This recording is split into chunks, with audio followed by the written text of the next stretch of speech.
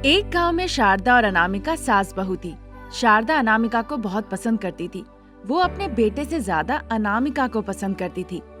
रमेश अपनी माँ की ज्यादा परवाह नहीं करता था। बहू के आने के बाद शारदा उसकी देखभाल करके बहुत खुश थी। अनामिका के बनाए व्यंजन शारदा को बहुत पसंद थे। ऐसे ही दिन कट रहे थे। तभी एक दिन, अनामिका, अनामिका, जल्दी से मेरे कपड़े पैक कर दो, मुझे बाहर जाना है। इतनी हड़बड़ी में कहाँ जा रहे हैं? अनामिका के इतने कहने पे ही रमेश उसे जोर का एक थप्पड़ लगाता है। मैंने तुमसे कितनी बार कहा है ना, जो भी सुनो वो सुनने के बाद तुम पलट के मुझसे सवाल मत पूछो। क्या हो गया? बहू को थप्पड़ क्यों मारा? आप मत ही घुसो, गुस्से में मेरा दिमाग खराब रहता है। मैं शहर जा रहा हूँ, आने में 1 सप्ताह समय लग सकता है या 1 महीना भी लग सकता है। सावधान रहना तुम लोग। जो कहा समझ गए ना, या फिर से समझाऊं? समझ गई मैं। रमेश चिढ़ के अपना बैग उठाया और वहाँ से चला गया। रमेश ने अनामिका को थप्पड़ मारा। अनामिका दुखी हो गई। शारदा अपनी बहू को समझाई। तब तक वहाँ सरपंच जी रंगा आते हैं। शारदा जी नमस्ते। हाँ नमस्ते नमस्ते रंगा जी, कैसे हैं? यहाँ कैसे? मुझे कुछ विशेष बात आपसे करनी थी, इसीलिए मैं जल्दी यहाँ आया। कौन सी विशेष बात, बताइए जी। हमारे गांव के बगल में एक बड़ी झील है। झील बहुत बड़ी है। हाँ हाँ, उसी झील की वजह से तो हमारे गांव वाले हमेशा खुश रहते हैं। तो वहाँ क्या हुआ? 4 दिनों के अंदर साइक्लोन आने वाला है। लेक का पानी भी भरा हुआ है। तूफान से अगर तालाब का बांध टूट जाए तो तालाब का पानी अंदर आ जाएगा और पूरा गांव शमशान बन जाएगा। आपने तो बहुत दुखद खबर सुनाई है। ये सुन के भी मुझे डर लग रहा है। अब क्या होगा? आपका घर थोड़ा ऊंचाई में और दूर में है। बाढ़ का पानी यहाँ नहीं आएगा। अगर समय खराब हो तो कुछ भी हो सकता है। इसीलिए अगर आप लोगों को थोड़ा शरण दे दे तो। अच्छा रंगा बाबू, कोई दिक्कत नहीं। वैसे भी मेरा बेटा नहीं है, कोई दिक्कत नहीं होगी किसी को। वो यहाँ आराम से आके रह सकते हैं। बहुत खुश हुआ, अब मैं चलता हूँ। ऐसी बातें करके रंगा वहाँ से चले जाते हैं। उसी दिन रात से बहुत जोरों की तूफान और बारिश शुरू हो जाती है। लगातार 3 दिनों तक जोरों की बारिश होती रहती है।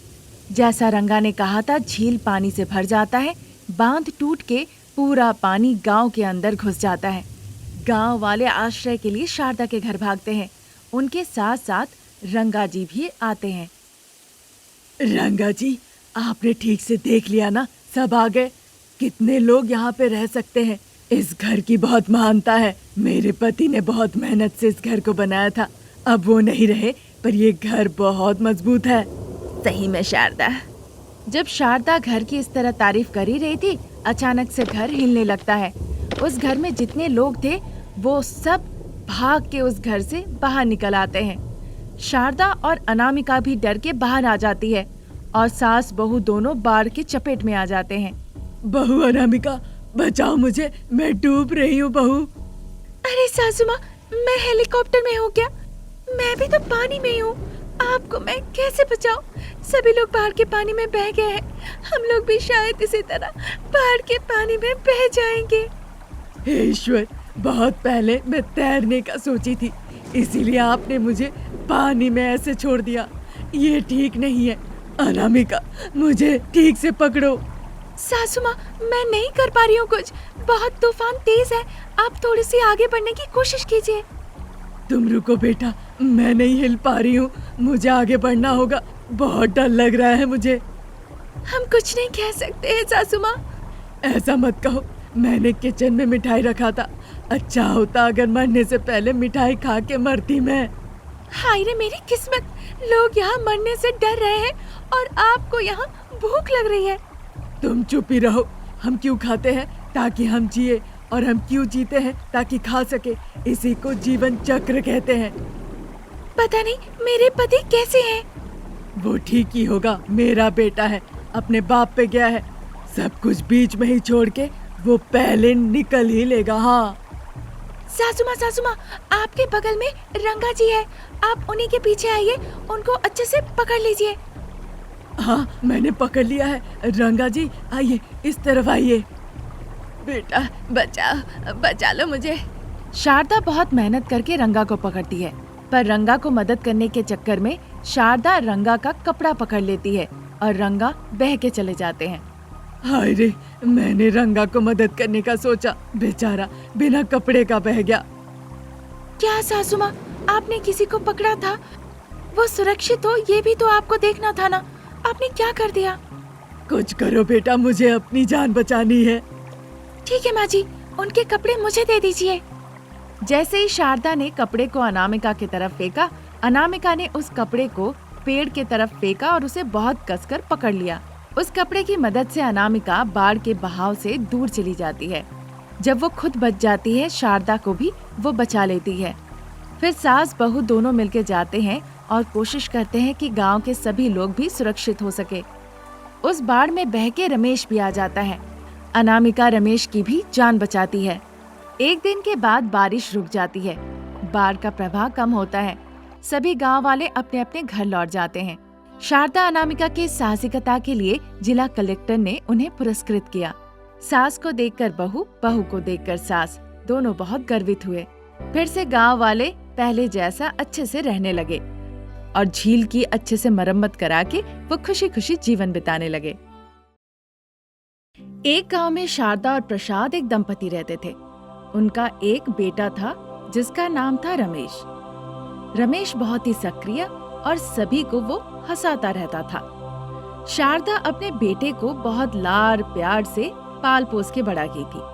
प्रसाद भी अपने बेटे रमेश से बहुत प्यार करते थे, पर कभी उन्होंने जताया नहीं। तभी एक दिन रमेश कहता है, माँ सुनो, मैं अपने दोस्तों के साथ घूमने जाना चाहता हूँ। हाल ही में तो गए थे बेटे, फिर जा रहे हो? क्यों, मुझे जाना नहीं चाहिए? माँ तुम रोक टोक क्यों कर रही हो? मैं सभी जगह घूम के देखना चाहता हूँ। क्या तुम मेरी खुशी नहीं चाहती हो? हाय रे, मैंने अब क्या कहा? तुम इस तरह से बातें बना बना के मुझे भावुक मत करो, समझे ना? मैं सिर्फ तुम्हें जाने की अनुमति दे सकती हूँ, पैसे वैसे नहीं दे सकती हूँ। तुम्हारे पापा आ रहे हैं, तुम खुद ही पूछ लो। माँ, मैं पिताजी से नहीं पूछ सकता, कैसे भी तुम्हें पूछना होगा। कहोगी तो मैं तुम्हारे पीछे खड़ा रहूंगा। प्लीज माँ, पूछो ना। आ रहे हैं, तुम ज्यादा बोलो नहीं। प्रसाद सुबह मॉर्निंग वॉक के लिए बाहर गए थे। जैसे वो घर आते हैं, शारदा और रमेश कुछ बड़बड़ा रहे थे। क्या हुआ, ऐसे चोरों के तरह खड़े हो? कुछ गलती हुई है? नहीं जी, हमारा बेटा टूर पे जाना चाहता है। आप पैसे देंगे तो वो चला जाएगा। सिर्फ 2 दिनों के लिए पिताजी, मैं जल्दी लौट आऊंगा। मतलब मेरी इजाजत नहीं लेना है, बस तुम्हें पैसे लेना है। मैं बस ATM मशीन बन गया हूँ, मेरी कोई कीमत ही नहीं। ऐसा नहीं पिताजी, मैं आपकी अनुमति लेकर तभी जाऊंगा। प्रसाद थोड़ी देर सोचते हैं। तब तक प्रसाद को एक फोन कॉल आता है। फोन में बात करने के दौरान प्रसाद बहुत अचंभित होते हैं। वो थोड़ी सी चिंतित भी हो जाते हैं। फिर बहुत हड़बड़ाते हुए वो कहने लगते हैं, हम लोगों को अभी गाँव जाना होगा, तुम लोग भी चलो। अरे इतनी जल्दी क्या है? आप इतनी चिंतित क्यों है? क्या हो गया? मैं सब कुछ बाद में बताऊंगा, पहले चलो तो। पिताजी, और मेरा टूर? अपना टूर छोड़ो, पहले हमारे साथ चलो, जैसा कह रहा हूँ वैसा करो। इस तरह प्रसाद अपनी पत्नी शारदा और रमेश को लेकर निकल जाता है। सारा दिन वो यात्रा करते हैं। अगले दिन सुबह सुबह वो अपने दोस्त गोपाल के घर पे पहुँचते हैं। गोपाल अपने दोस्त को देखकर उसे गले लगा लेता है।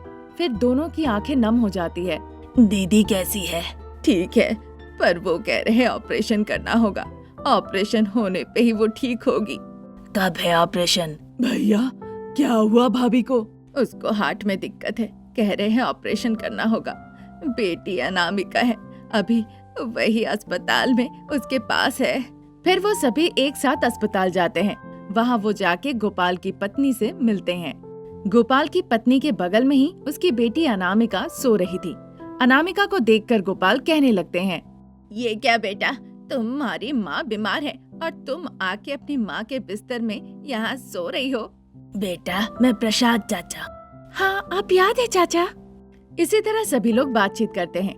अगले दिन गोपाल की पत्नी का ऑपरेशन होता है। प्रसाद, शारदा, गोपाल तीनों अस्पताल में रुकते हैं। खाना ले आने के लिए रमेश और अनामिका घर जाते हैं। सुनो, तुम सब्जियां जल्दी जल्दी काटो ताकि मैं जल्दी खाना पका सकूं। इस बात के लिए तुम बुरा मत मानना। हाँ, मैं अभी कर देता हूँ। जैसे अनामिका कहती है, रमेश भी सब्जियां काटने लग जाता है। वैसे तुमने सब्जियां काटी है ना, तो तुम खाना बनाओ ना प्लीज। तुम YouTube में कुकिंग वीडियोस देख सकते हो और बना सकते हो। अनामिका पहली बार उससे मिली थी, फिर भी उससे वो सारा काम करवा लेती है। वो दोनों खाना डब्बे में भर के अस्पताल ले जाते हैं। उनके अस्पताल पहुंचने के बाद कुछ देर तक बहुत हंसी मजाक चलती है। वहाँ पे वो 2-3 दिन तक रहते हैं। फिर गोपाल और प्रसाद रमेश और अनामिका की शादी की बात चलाने लगते हैं। 1 हफ्ते के बाद रमेश और अनामिका की शादी हो जाती है। अब शहर की बहुरानी गांव आ जाती है। बहू के आने से पूरा घर जगमगा उठता है, पर रमेश को अपनी पत्नी के बारे में अच्छे से पता था, जिस वजह से उसे झिझक हो रही थी। माँ, उसने मुझे अपने घर में खाना पकवाया, अब वो यहाँ आ गई है, पता नहीं मुझसे क्या करवाएगी। अरे तुम बस देखते रहो, मैं उससे कैसे घर का काम काज, खाना पकाना सब करवाती हूँ। वो बात नहीं है माँ। कुछ मत कहो, बस देखते रहो। फिर शारदा अपनी बहू अनामिका को वहाँ बुलाती है। सासू माँ के बार बार बुलाने पे भी अनामिका अपने कमरे से हिली नहीं। अनामिका आई नहीं, ये देखकर शारदा उसके कमरे में जाती है। वहाँ अनामिका खराटे लेकर गहरी नींद में सो रही थी। हाय भगवान, सूरज सर पे चढ़ गया, ये तो अभी तक सो रही है। पता नहीं मैं इससे कैसे संभालूंगी। बेटा अनामिका, अनामिका उठो बेटा, सुबह हो गई है, उठो, काम भी बाकी है। थोड़ी देर और सोना चाहती हूँ माँ जी। मैं तुम्हें उठने को कह रही हूँ, उठो अब। इस तरह जब शारदा चिल्लाती है तो अनामिका उठ जाती है। उसके बाद शारदा उसे कुछ काम थमा देती है। घर साफ करने को कहती है और बर्तन धोने को कहती है। आलसी होने के कारण अनामिका अपना दिमाग का इस्तेमाल करती है। घर साफ करने के लिए वो टेबल फैन लगा देती है। जैसे ही पंखा घूमता है वैसे ही सारा धूल उड़ जाता है। उसने बर्तन भी वॉशिंग मशीन में डाल दिया और कुछ देर बाद बाहर निकाल लिया। इस तरह से उसने अपने दोनों काम को खत्म कर लिया। उसके इस हरकत को देखकर शारदा अपना सर पीटने लगती है। बाप रे बाप, ऐसा कौन करता है, इतनी आलसी, ये तो मुश्किल है। सासू माँ, क्या फायदा सोच के, आपने जो कहा था मैंने कर दिया ना। शारदा चाहे कितना भी कुछ कह क्यों ना ले, पर अनामिका ने अपनी आलसीपन नहीं छोड़ी। घर का कामकाज भी नहीं होता था। प्रसाद और रमेश घर पर भी नहीं थे। ऐसे ही कुछ दिन निकल जाता है। अनामिका में कोई बदलाव नहीं आता। अब क्योंकि करने का कुछ था नहीं, इसीलिए शारदा ही घर का सारा कामकाज करती है। शारदा की ये हालत देखकर रमेश हंसता है। फिर शारदा रमेश से भी घर का काम करवाने लगती है। तब से आलसी बहू के आने से उनकी जिंदगी ऐसी ही कटने लगी।